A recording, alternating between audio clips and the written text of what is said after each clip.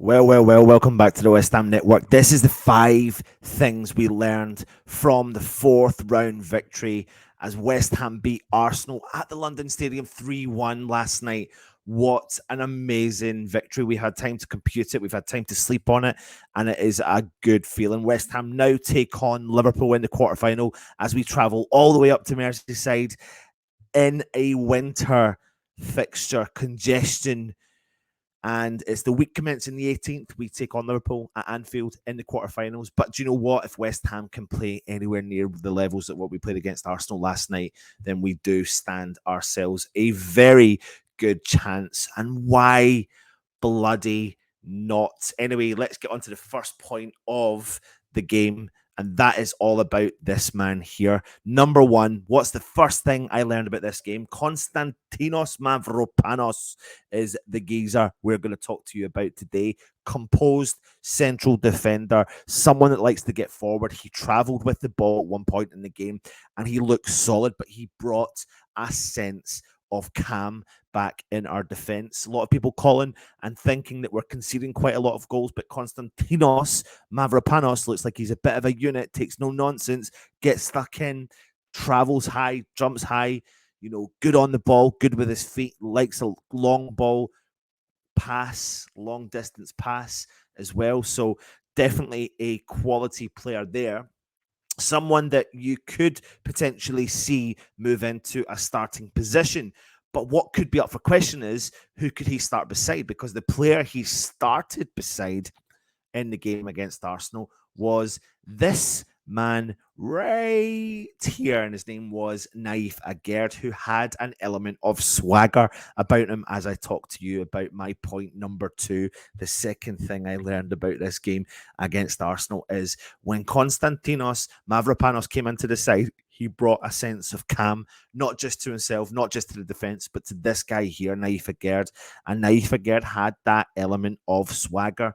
No errors, no mistakes, feeling comfortable on the ball, feeling confident on the ball. West Ham holding on to possession really well, playing out of dangerous positions, comfortable, confident, and that ball for Kudos' goal was phenomenal. That's the swagger that we have absolutely been missing this season from Naif Aguerd. So one to watch for the futures as I talk to you about number 3, which is back to basics with West Ham, and in particular with this man here, Edson Alvarez.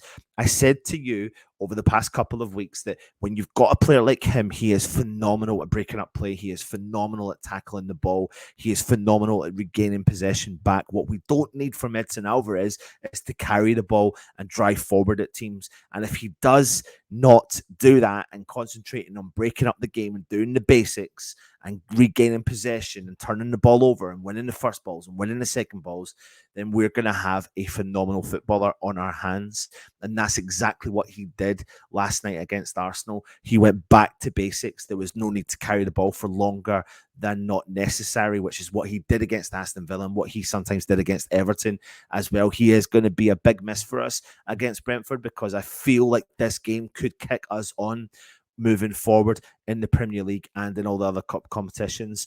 Edson Alvarez, top performance from him last night. Just go back, watch his game, digress his game, tight end against midfielders, tight end against strikers, supporting the defence, but back to doing the utter basics. Phenomenal performance from him. Number 4, the intensity was relentless from start to end. Doesn't matter that Arsenal had 80% possession in the game for the first 35 minutes of the game and West Ham had 20%. It was the intensity that we showed to drive and to keep them pressed up against their own goal. We were forcing them into errors. Ramsdale did not know how to deal with West Ham's forward line. Our intensity, our drive, our determination to try and put them under pressure from the back, from the off, was forcing them to play long balls, and they couldn't do what they wanted to do, which was play the ball to feet. So as much as we gave them a lot of possession, we turned the ball over so many times because our 4 forwards kept putting that intensity level on top of the opposition, and that is where we can succeed. Win first balls, win second balls, press, put them under pressure. Why do we not do that game in and game out? We've been doing it earlier in the season. We stopped for a couple of games, maybe for about a month. If we can bring that level of intensity back to our game, then I'm feeling a lot more confident as the season moves on.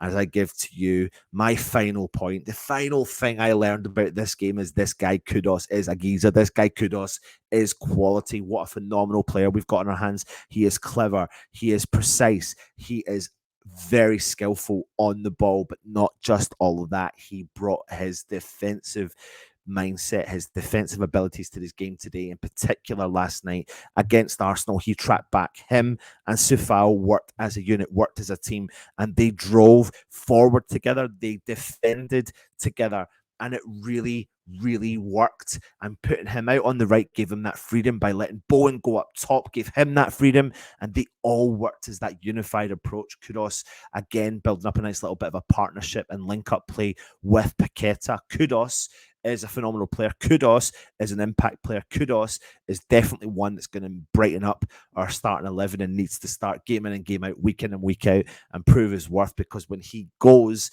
come the January winter African Cup of Nations, we will struggle without his quality, his real quality that he does bring to this lineup. What a fantastic player.